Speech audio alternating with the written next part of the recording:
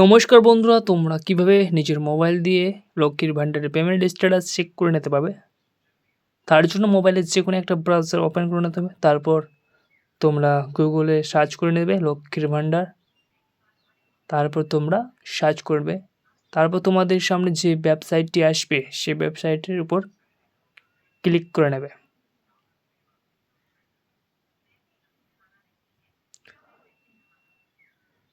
তারপর তোমাদের সামনে এরকম আসবে। তো দেখতে পাচ্ছ তোমরা লক্ষ্মীর ভান্ডার পোর্টালটি ওপেন হয়ে গেছে। তোমরা দেখতে পাচ্ছ এখানে ট্র্যাক অ্যাপ্লিকেশন স্ট্যাটাস বলে লেখা রয়েছে। তোমরা ওই অপশনে ক্লিক করে নেবে। তারপর তোমাদের সামনে এরকম একটা পেজ ওপেন হয়ে যাবে। তারপর তোমরা এখানে সিলেক্ট করবে। তারপর তোমরা যেটা দিয়ে চেক করবে সেই অপশানে ক্লিক করে নেবে। যেহেতু আমি মোবাইল নাম্বার দিয়ে চেক করব তার জন্য মোবাইল নাম্বার অপশানে ক্লিক করে নেব। তারপর এখানে মোবাইল নাম্বারটাকে বসিয়ে দেব।